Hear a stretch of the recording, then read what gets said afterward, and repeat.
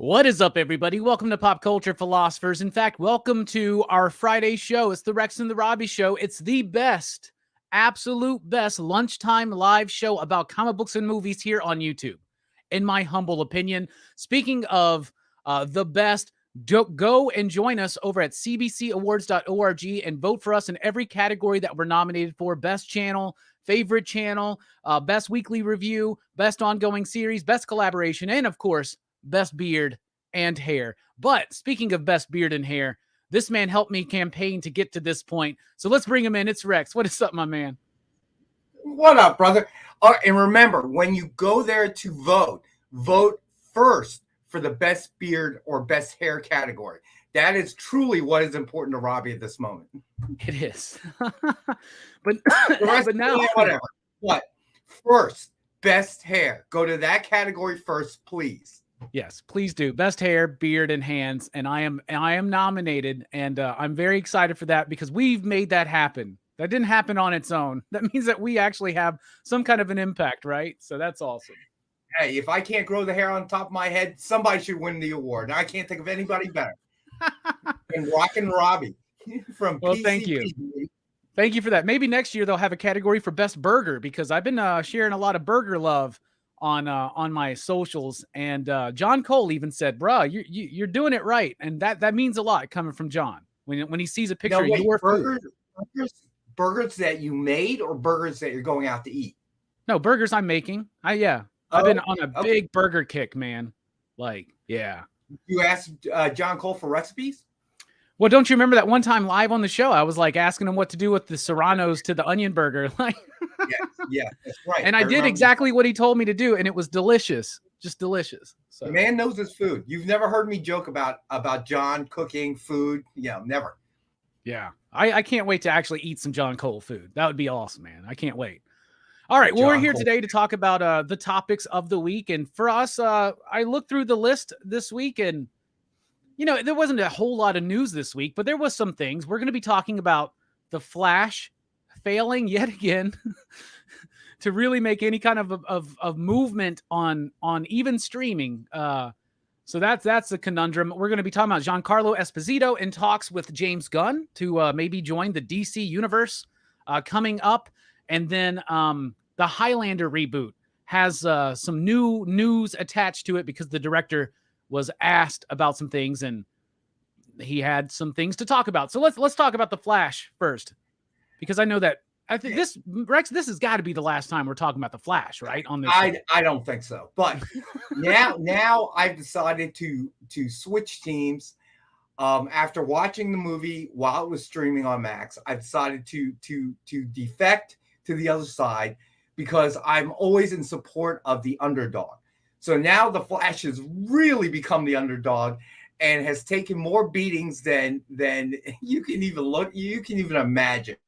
We knew it wasn't going to be good. We knew it wasn't going to light up anybody's balance sheets once it started streaming.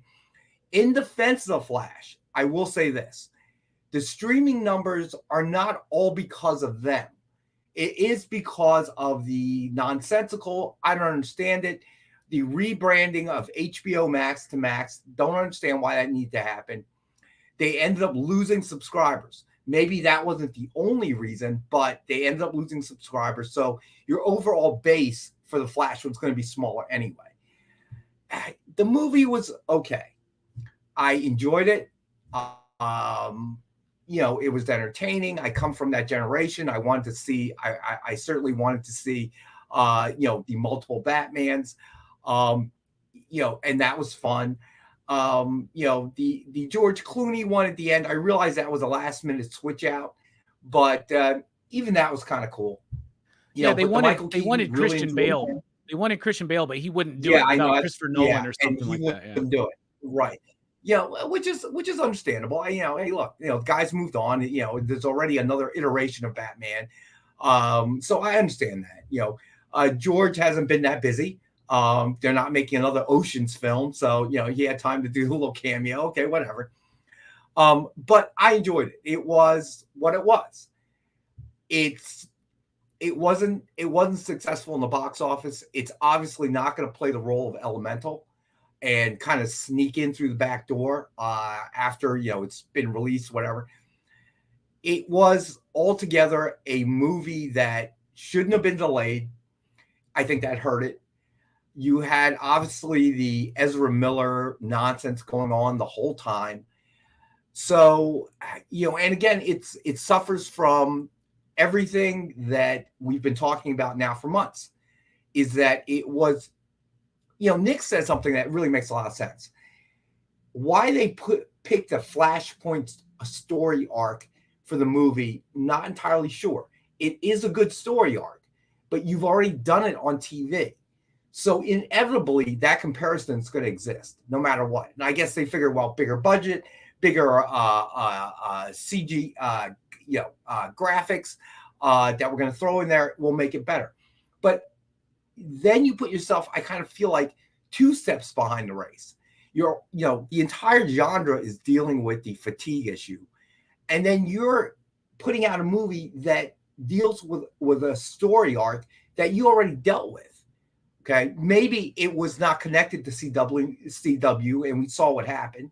And maybe that had a lot to do why they didn't want Gustin, right? But in the end, you kind of just set yourself up for failure on every level, okay? And, not that it was directly related, but then shelving Batgirl and not shelving The Flash, which, in all honesty, I believe some of it, that Batgirl wasn't a finished product. They wanted to write off. But ultimately, the timing was awful. You created a PR nightmare. You backed someone who was extremely controversial by that point, causing all kinds of problems in the news. It felt like there wasn't a day we couldn't wake up to read more Ezra Miller news that was way off the reservation, so to speak. And then you get rid of Batgirl, which was. Oh, we're in the Rex bit. We're in the bit where Rex is having internet issues. Fans wanted to see. So the timing of it, and I'm not just saying, God, Comcast hates me. so am I back now? Comcast hates me. Nighttime, daytime, it don't matter. Okay. As long as it's Rex time, that's when they hit, bro. Get. I was just gonna say it's Rex time. That's when they hit. Yep, you're still a little bit frozen. All right, well, let me just take over for a second. So Flash came in to Max, and I really like what Rex was saying about. Now you're doing it on purpose. Now you're doing it on purpose. I'm not doing it on purpose, bro. I'm like, I know. Man. You went completely blanked out. Oh Lord. So what I'm saying is, I like what you were saying, Rex, about the rebranding of HBO Max to Max was kind of confusing for some people. And it's so puzzling to me because Max is not the brand that they need to be focusing on. It's HBO. That's the known brand, right? Now, also, if this movie would have came out streaming while, say, House of the Dragon was in session, maybe there would still be subscribers there to see it, right? But nobody is coming out of the woodwork to want to see this now, even though it's streaming on this service. It has 1 million views in its first week, right? Which is less than what Black Adam got, way less than what Suicide Squad got, way less than Wonder Woman 84, which were different because those were day and date digital or streaming releases and theatrical. But man, I was fooled. I really thought Michael Keaton as Batman was going to drag people back into the theater or at least onto streaming. No, nobody wants to see this movie, man. Yeah, we talked about that, and there was only so much that Michael Keaton could do. All right. And more Michael Keaton didn't mean you were going to get more of the effect. Okay. Michael Keaton being in it. And I think that's where the PR mistake occurred. Okay. Because Michael Keaton was supposed to be in Batgirl and they shelved that. So in a sense, you kind of shelved what we all wanted to see and you recognize that. So I kind of think that had something to do with the plan. They knew that Flash was probably going to end up being weak. The deck was stacked against them. We need the tax write-off. Maybe Batgirl was there. Who knows, right? It never got released. And they said, well, we don't want to take the Michael Keaton thing and use it up for Batgirl when we need it for Flash. So then when they kind of saw kind of saw the headwind. They said, all right, well, clearly what we need to do is put more Michael Keaton. So they recognized that Michael Keaton was the hook. And poor planning, whatever, you had him come out in Batgirl and then supposedly finish up in the Flash, and you shelved it. It just, it just seems like since the merger with Discovery, it's been one bad decision after the next. So, for example, not a fan of Zaslav, right? Never have been. What I don't understand, okay, so it was really a head scratcher. We're going to name ourselves. We're gonna merge with Discovery, but we're gonna let Discovery take over, even though it's really Warner that provides the substance, in my opinion, right? But we're gonna name the Discovery CEO.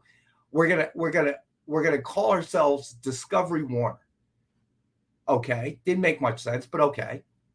Now it felt like the HBO Max thing. First of all, why did it need to happen? Don't get it. Why did you need to rebrand now? Okay. So, and also when they rebranded, like when you go to like log on and all of a sudden everything's changed, it's asking you to go and re-log in and do the code again and all that kind of stuff. I bet most people were just like, done. Yeah. but more than that, it almost felt like it was another Zaslav decision. Okay.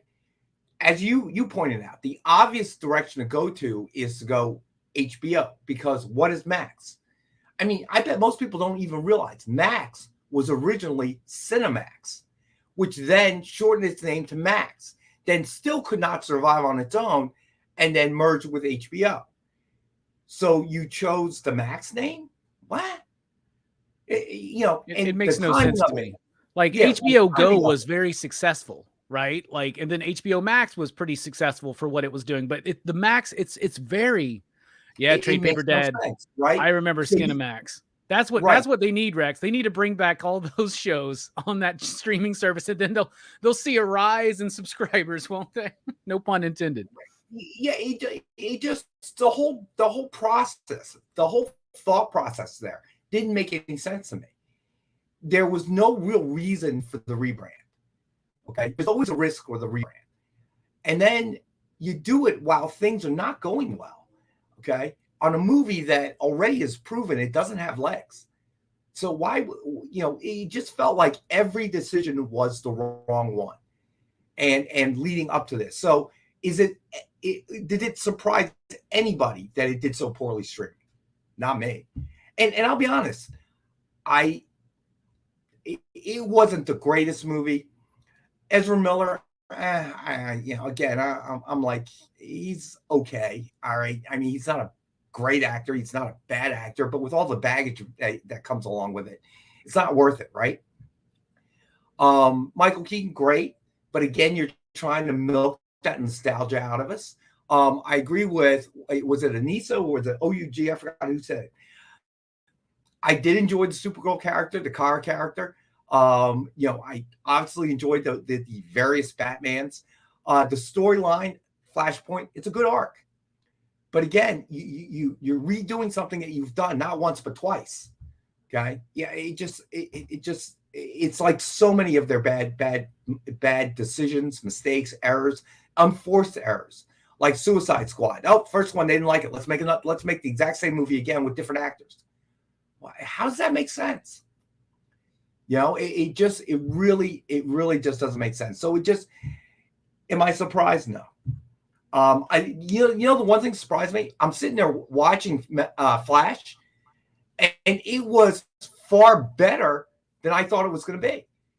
Yeah. So not only did you make a movie that wasn't very popular, you allowed the dialogue out there to spiral so far out of control, okay, that I went to the movie expecting the worst and was pleasantly surprised that it wasn't as bad as I thought it was going to be.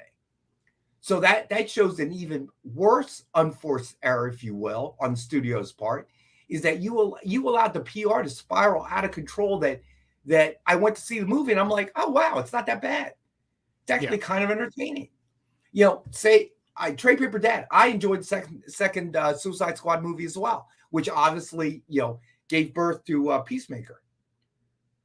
So, to me, it's it's just the studio has done everything it can do to ensure that this was going to be a failure on every level. It didn't have a lot of help, but everything they did to try to correct its path made it worse. Yeah. Which leads me, because I have a surprise topic for Robbie today, leads us into an overall topic of the studios itself, which we've talked about before. Do you want to drop that surprise topic right now, Rex? Well, I will probably drop it after we talk about the second topic. Okay. Well, so it's almost amusing at this point to just see the Flash continue to make headlines of like, hey, by the way, yeah, it didn't do well at the theater. Nobody cared. It's not doing well on streaming. Like, seems like I think the movie's okay. I think it's fine. It's not the greatest thing ever, but it's not super bad. Like, there's a lot of enjoyable things. Right. As John Cole puts it, it's like your popcorn movie. Okay. Yeah. I sat there. I didn't feel like I wasted 2 hours. I enjoyed it, for what it was. I kind of looked at it and I'm like, you guys are like really playing the Back to the Future thing, like pretty heavy here. Yeah. Okay. And then the references, of course, obviously, I'm like, guys, come on, man, just straight up steal there, bro. Yeah. But it was, I appreciated kind of how they did it, because it would have been worse if they didn't make the references. And then I would have saw it's a straight up steal. Yeah. At least they kind of jokingly made reference to it. But that kind of, I'm like, oh my God. I love the whole bit in the movie when he realizes he's changed the timeline because everybody remembers Eric Stoltz as being in Back to the Future. Mm-hmm. Like little things like that That's what I mean. Yeah. And then somebody else was in something else or whatever. Everything got all turned around. Michael J. Fox was a star of something else or something. Yeah, exactly. Because I did this whole story one time where like it was a different reality because Tom Selleck had played Indiana Jones, and the world goes in this like utopia kind of direction because Tom Selleck was Indiana Jones. It leads to all these different things where the world's actually better. We talk about superhero fatigue. We've been talking about that for months here, right? Because it's not just the DC stuff that's not performing well.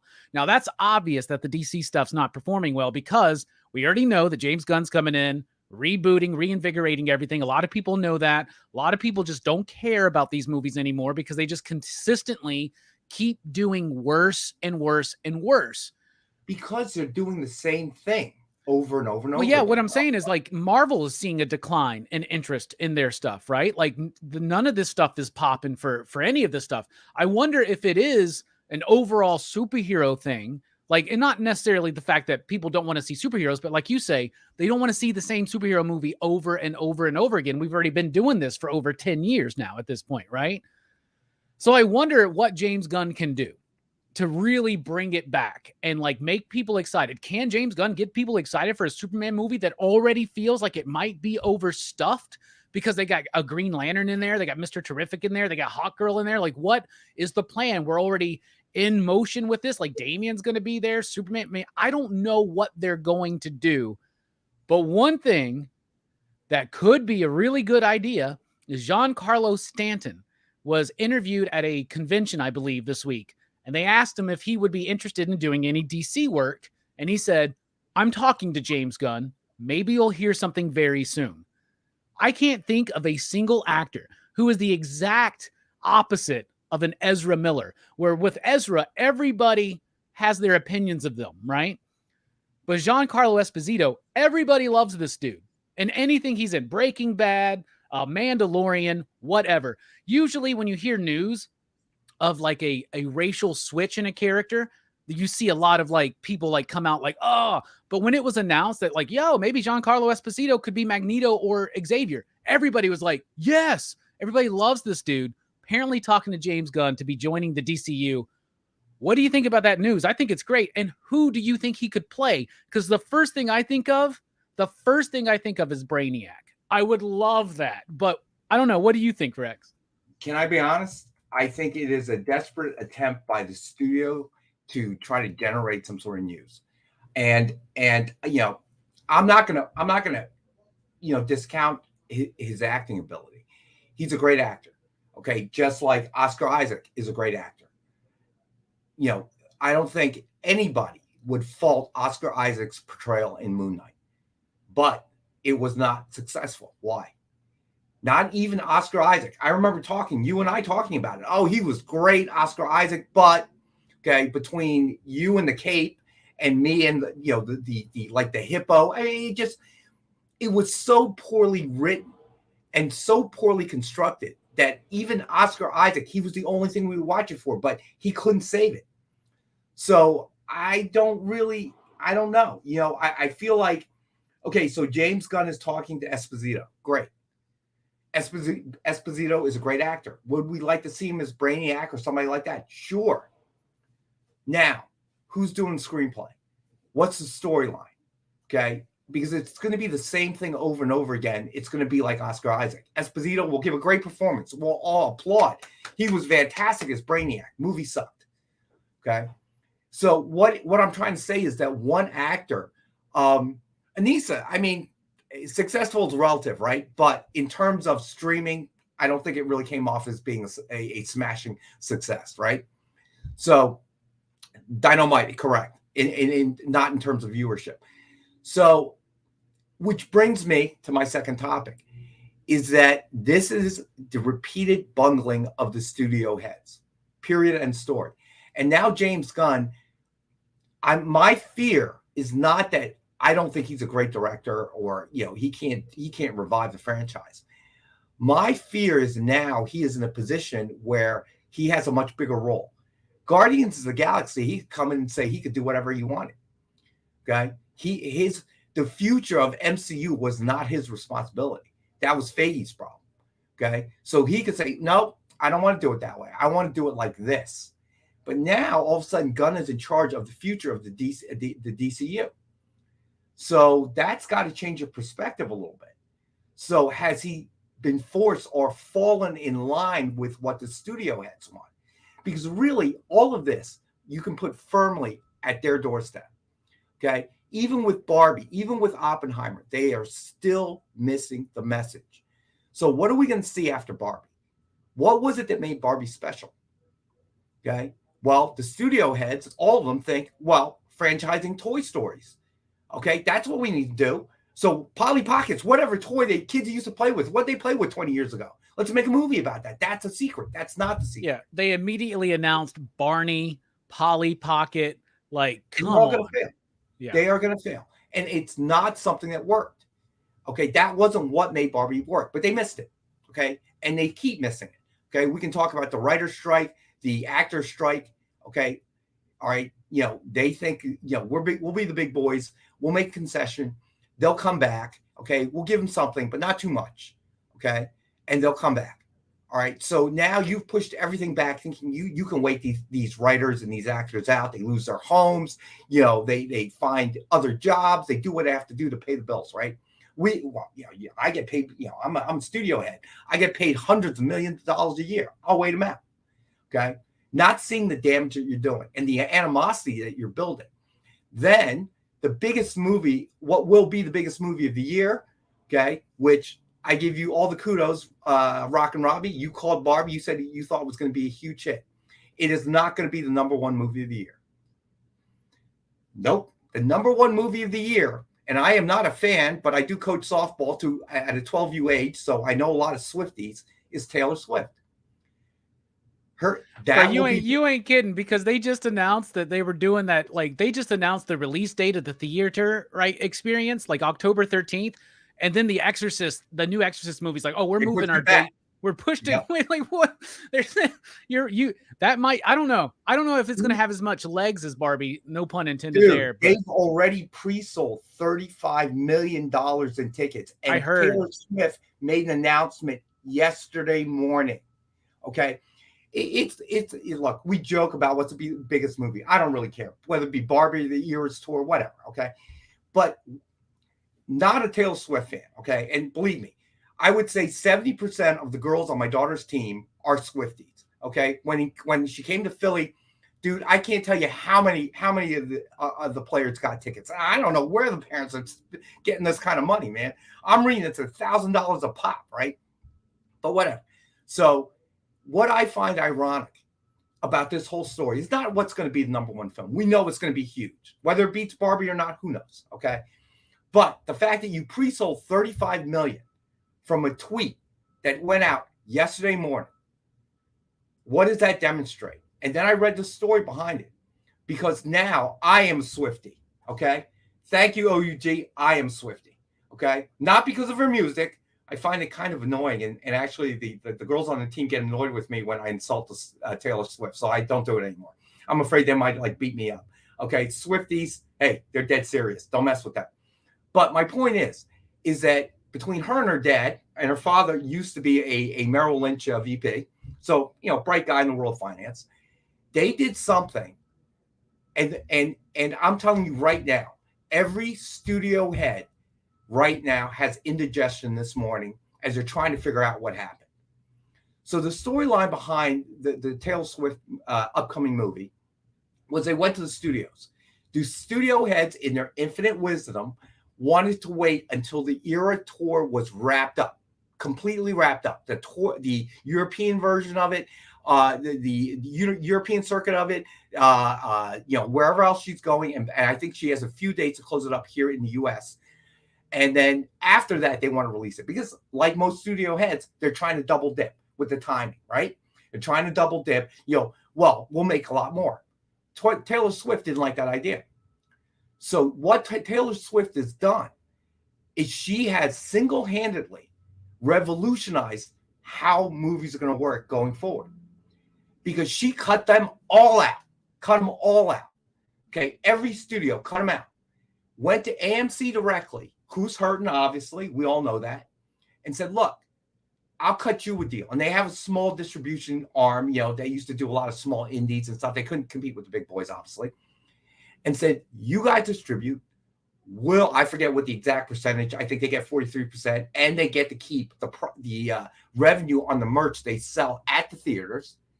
All right. Swift wanted to get the movie out while the tour was going on because she knows a lot of fans got locked out of tickets. Okay. She realizes her marketing power. Okay. Walked away from them, financed the film herself. Okay. Will release it while the Era tour is happening. Bypassed all the studios, went directly to AMC. Okay. And pretty much, and the reverb's going to start coming out as the weeks and months go on. But she single-handedly, and probably no one else could do it, turned the model upside down on its head. And we've been talking about how the model needs to change. All right. And another article I read this morning brought up a very relevant point, in my opinion. I clearly, Barbie, Oppenheimer had a magic. And then the Barbenheimer thing developed its own little magic. And we talked about this as well. The Rocky Horror Picture Show kind of phenomenon, whatever you want to call it, that group activity, that group think. Somehow Barbie and Oppenheimer captured that. And that's what the article was talking about, was the failure of the studios is they don't understand how to generate that kind of group think, group mind kind of social experience. I've kind of touched on it without being able to identify it as to why I'll go to a baseball game live, to a ballpark to catch a game, as opposed to watching it on TV, as opposed to going to a movie theater. Because there is a group think, a social, call it what you will, okay, that I get when I go to a ball game, eating my sausage and peppers, drinking my overly priced beer, okay? There's an experience there, right, that I don't get watching it at home, when I'm watching it on TV. Same thing about going to a concert, right? I just went and saw, the Smashing Pumpkins for the third time, spending like $18 a beer. Why? I have no idea, because you're right. It's a social experience, right? Exactly. And I'm not a concert guy, right? Because normally they're, without auto-tune, they're off key. Okay. All right. You don't, sometimes, if it's not tuned right, you're really not hearing anything, everything's real expensive. But I remember going to Grateful Dead. There were certain concerts I wanted to be at. I remember when I was in college going to Prince's Purple Rain concert. That was an event. There are certain ones that I want to be there. Like, I can listen to the Grateful Dead, but being at one of their concerts is a whole nother experience. That's what they haven't caught. That's what the studio heads keep messing up. And they pay big time. Okay. And probably only someone like a Taylor Swift could pull that off, because she could finance the movie by herself out of her own pocket. She has the power to put out a tweet in the morning and sell $35 million to pre-sales of tickets. Bro, Taylor Swift has the power to scare the exorcist away. This was just what happened, basically, right? Like, right, exactly. Okay, so they push that back, which was smart because you ain't competing with the Swifties, Pally. Okay, even without Taylor Swift, you're milking this old franchise to death. Yeah. Did you also hear that it's one of the smart things that Warner has done is that they decided to not have Barbie go to streaming in September, but to push it back and let its theater run continue. And could you imagine if Barbie's still playing in theaters when this Taylor Swift thing happens? Like the double features, you know what I'm saying? Like, well, you could have a whole Barbenheimer thing again. I don't think it. I think it's neither smart or anything like that. What it shows me is a corporation that's desperate to grab every dime. They're using Barbie to try to fill in the losses they made on the Flash, a Blue Beetle, and the other numerous Black Adam. Okay, the other numerous failures that they've had. Okay, they need Barbie to carry them through. Okay, so let's milk it for a little longer. And you know, it to me, I don't think that makes sense at all. Okay, long term, you want to get it to streaming as quick as possible to catch those people that didn't go to the movie theaters, so that your Barbie 2 coming out is going to have legs. Yeah, but if you're still making money and actually competing as one of the top movies of the week, why would you pull it? Right? Like, I don't know. Like Rex, if you made like if you're I give you one very good reason. I'll give you one very good reason. Because you're looking at building a franchise that will last throughout the years, not just grabbing money today. Okay. And the reason you're grabbing money today is because you call it what you will. They pissed away all that money, okay, on failures like Black Adam, like Shazam, like Flash, like Blue Beetle. Okay. Why'd you spend all that money on that crap? Okay. So you're trying to grab every last time. Fair enough. Will it really affect Barbie? No. Because why? Because Barbie's success had nothing to do with this decisions that these guys made.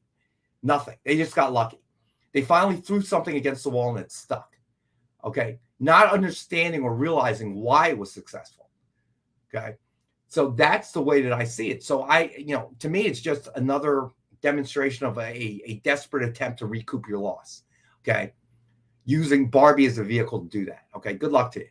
Okay. The good luck to the infinite number of toy related movies that are going to come out, that are going to be horrible, that we're not going to watch, that they're going to lose more money on. So, to me, it's really, they're spitting in the ocean. Okay. Keep it in theaters, delay the streaming. Who cares? Okay. It's not going to make your quarter or your year. It's not going to make that much difference to the franchise in a very real sense. You're going to delay people from watching it. And then when Taylor Swift's movie comes out in October, you're going to pull it anyway, because it's going to get absolutely crushed, because everybody that wants to see it has seen it. Yeah. So Trade Paper Dad's got a good question. How much does Blue Beetle need to make to be a success? It's at $85 million right now. That movie cost just shy over $100 million to make, which is actually very modest compared to a lot of superhero marketing movies. Costs, which is always that unknown variable that studios throw out there. So the studio is hoping, or they were hoping, to make double that. They wanted this to be like a $250 million movie. That would be that would be what they would consider a success. I still haven't seen it. I hear it's good. I want to. I have just not had the time to make it to the theater at all. This is one of those months where AMC just got my $20, pretty much. You know what I'm saying? Yeah, 250 is what they need to make. Yeah. So Arriaga, I understand. What you're talking about in terms of marketing, but the marketing made very little difference. Okay, I mean, they how much time they spend trying to talk to you about Flash? Okay, yeah, they spent a lot of marketing money on Flash, and then all the reboots. I mean, that movie cost almost $400 million to make. Like, holy cow! To me, their marketing efforts really did very little. The movie was going to do what the movie was going to do, because it touched on something that they've been missing, and they didn't realize. So did Oppenheimer. Okay, it created a something that they have lost, and every movie they make, missing link probably. Every movie that they've made, they've just tried to reuse that cookie cutter, reuse it. change the cast, change the hero, change the colors, change the sci-fi or the CGI. Okay. But ultimately take all that out, same movie, same plot, same story. All right. So it's, it has been one mistake after the other and one misstep after the other. And that's the way I really see it. And I think that that's why what happened, the news about Taylor Swift was significant. She showed a different way of doing it. And I wouldn't be surprised. Smaller independent movies, maybe this is the way. We talked about how do theaters save themselves? How does AMC save itself? AMC Cinemark. How does Regal save itself? Maybe this is the way. Maybe this is finally the way. And maybe it's not a bad thing either. It might be a very good thing. Yeah. So Giancarlo Esposito, I picked Brainiac. What would you like to see him play, Rex? Do you have any ideas? I would like the screenplay and script to be worthy of the actor. That's what I would like. Okay? Nice. Another good one that pops in my head, because I saw this on the internet too, was Mr. Freeze. He'd probably be a really good Mr. Freeze. That being said, I want him to play a villain because he does that really, really well. Clearly you do. Yeah. But again, until they get a clue, I don't care how great the actor is. Gotcha. You're probably going to have the same old problem. We'll talk about how great the actor was, but we'll talk about how badly the series or the movie stunk. Well, let's see about this then. So there was a Highlander reboot that was announced a while ago, starring Henry Cavill, and then nothing. And then the director of the film, I can't remember the director's name. Maybe somebody can help me out there. But the director's he's directed one of the John Wick films. I don't remember which one. Right. And he was being interviewed and he was talking and he was saying that one of the problems that when they're looking at Highlander is that they want this to be a franchise, right? Like Highlander always wanted to be a franchise. And every movie they just kept sucking worse and worse. There was the TV series for years. They ran 9 seasons. I used to watch it religiously. It did. Yeah. And so what's happening is, because it's kind of a bit. It's like a joke. I would always be like, Highlander's great, but out of all the movies in the history of cinema, this is the one that straight up is like, there cannot be a sequel to this movie because the whole point is there can be only one, right? But what they're wanting to do is embellish out the mythology, right? This is what the writer-director was saying. We want to embellish the mythology, introduce these cool characters, and build up into The Gathering so that The Gathering is not the first movie, but they want to get like 3 movies out of this, slowly build up these characters, and then into the big finale of The Gathering. Henry Cavill will do great as Duncan. I love Christopher Lambert in that film. Highlander's one of my favorites. The Queen soundtrack, everything about that movie is so badass. The sequels. No, wait, Chris Lambert was Connor, wasn't he? Oh yeah, Duncan is the other. Duncan guy, right? was a TV series guy. The TV show. My bad. Yeah, right. Yeah, he was Connor then. Thank you for the correction. I watched it. I'm a big fan. Adrian Paul, I believe, was the guy. Yep. And they're talking about introducing elements from the TV show into this new movie. I think that sounds cool, but the problem is you got to make a good movie first without trying to think about what's coming next. We're seeing that a lot now with DC, with Marvel, with Star Wars. Like, just give us a good movie, and then we can worry about what happens next. It reminds me of Mortal Kombat, that newest Mortal Kombat film, which I thought was okay. I thought it was decent enough. Okay. There's no tournament in that movie. So, like, now we know they're doing a second one, but let's say the movie really didn't perform well. They're not going to do it. Like, we don't even get actually the Mortal Kombat tournament in the movie. So that's the danger of doing a Highlander movie where you're trying to build up into The Gathering. But if they just make a good movie, I think it could be fine. What do you think about this news? And you're a Highlander fan then, right? You watched the show. I'm a huge Highlander fan. I watch the TV show, saw all the movies, love Sean Connery in it. I think I watched the first one primarily because of Sean Connery. Huge fan. I will watch it when it comes out on streaming. I'm sure I will enjoy it because I am a Highlander fan. Honestly, I don't think it'll do well because same problem that we've been talking about over and over again. You keep they do one thing and one thing only. We keep going back, trying to remake stuff, trying to capture that nostalgia, okay, to make us to put butts in seats. And what ends up happening more times than not is it's a poorly written screenplay. It's a carbon copy. It's in the inevitable comparison with the original, and the odds are so stacked against you. You've taken something beloved and you've given us something that we can complain about, and that takes away a little something, right? So it just feels like, when you suggested this topic for the day, it just felt like another studio head saying, "Oh, everybody loves Highlander. Let's make a Highlander reboot." Okay, I'm telling you, reboots, that's another thing. The reason we have superhero fatigue is that every superhero film is a reboot of the last one, more or less. The screenplay is almost exactly the same every single time. Okay. The failure of Flash has a lot to do with it was a reboot of a reboot. Okay. It's a superhero genre, and you rebooted a storyline, Flashpoint, which you did in the TV series.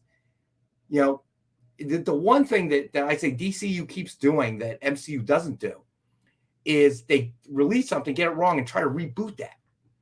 Okay. So they did it with Suicide Squad, did it with Flash. It's just like, you made it, it sucked, move on. New idea time. Okay. Keep going back, trying to fix it. Okay. So clearly people wanted Grant Gustin in the role. And I can see now why they didn't want him, because you're rebooting the same story you had on the series, right?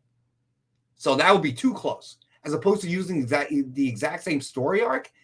Okay. No. If we use a different person like Ezra Miller, it'll be different. Well, how'd that work out for you guys? The biggest PR nightmare ever seen. Okay. That didn't work out so good, did it?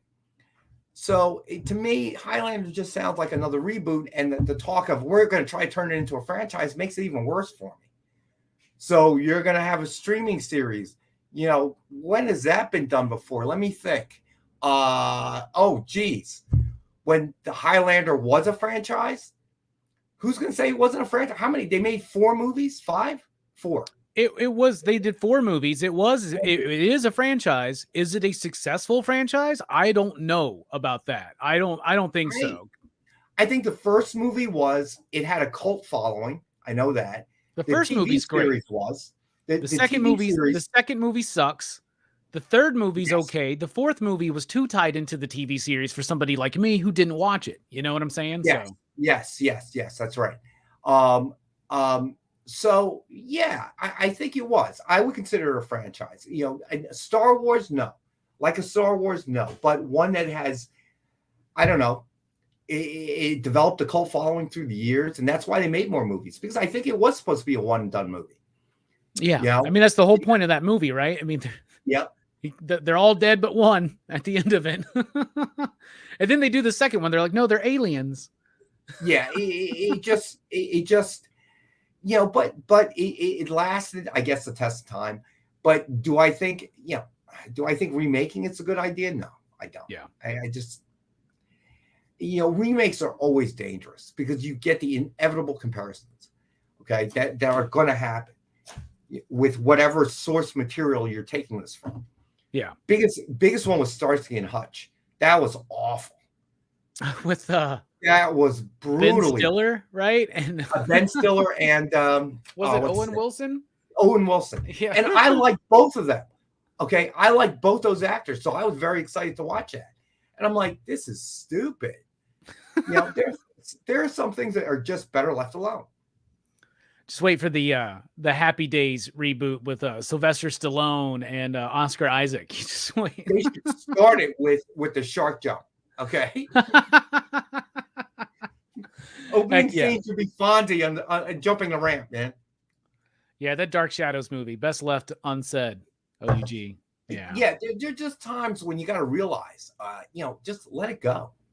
So I really am very excited to watch Rebel Moon, because very much like Zack Snyder, I'm very happy that Star Wars turned it down. It shouldn't be part of the Star Wars canon. It looks like it has its own things. Has he stolen elements of it? Bruh, you got lightsabers flying around the movie. Yeah, you stole elements from it. But that's okay.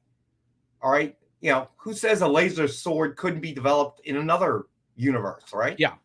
Seems pretty basic. Yeah, and just recently, one of the producers, I think, came out and said that this movie, regardless of how it looks, is definitely leaning heavier into the fantasy elements than the sci-fi stuff. And to me, I'm excited about that because it's new. It's a genre that I really enjoy. I really love lightsabers. It's probably, kept me watching the bad Star Wars movies that come out. Phantom Menace was, but man, that was a smoking great lightsaber fight, man, with Darth Maul at the end. Okay, and Obi-Wan cut off by the, that was that scene alone was worth it. Okay, putting up with the whole movie, that scene alone was worth it. Him and Obi-Wan,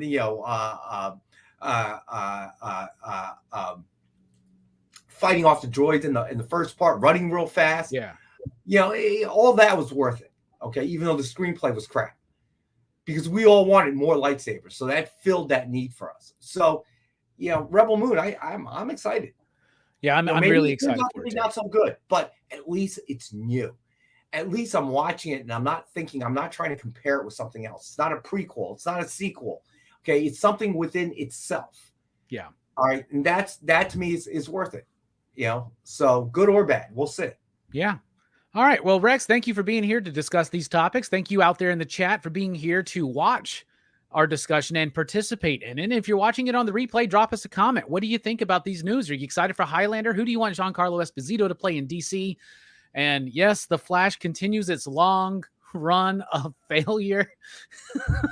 Just never ending, the slowest run of failure I've ever seen from a movie. It's just been strung out for so long. I miss the old days. In the old days, how badly a movie failed. Because if it failed really, really bad, it would show up on network TV not too long after.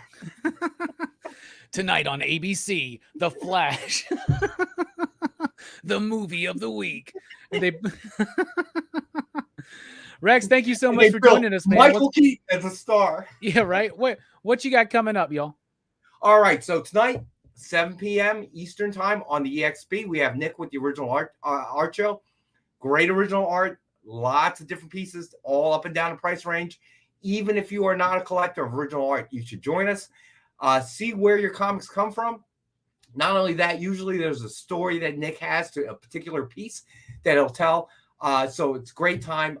We have no show with Robbie on Monday for the holiday, Labor Day. So everybody have a great Labor Day. And then we'll be back Wednesday. And Robbie, you're joining us, right? That is right. I will be there Wednesday. So we'll be back Wednesday for our regular Comic Collectables show. John Cole, whether he's here or not, well, that's a mystery. Nobody knows, not even John. I hope he is. I have some questions about burgers. Yes. Make a list. Yeah, exactly. As far as us here at PCP, Horror Fest, we were underway last night. While we were doing our monthly review, Verno from Blood Splatter Chatter introduced his channel into the Horror Fest lineup with Don't Breathe. So check that out. Tomorrow night, you can join me over at Dylan's Horror Show. We're talking about Joe Dante's The Howling, and we're not taking Labor Day off. Monday night, Captain Kronos, Vampire Hunter, a Hammer film that I absolutely love, that I think is very much a prototype for Blade, the Vampire Hunter. I feel like I've watched that movie for some reason. It's a good one, man. It's if you get the chance, you should check it out because it's just classic gothic old school vampire stories, but it's got some interesting twists, and you will see the Bladeisms in the movie when you watch it, for sure. So that's what we got coming on Horror Fest. Thank you so much, Rex. Thank you out there in the chat. We love you all. We are dipping out.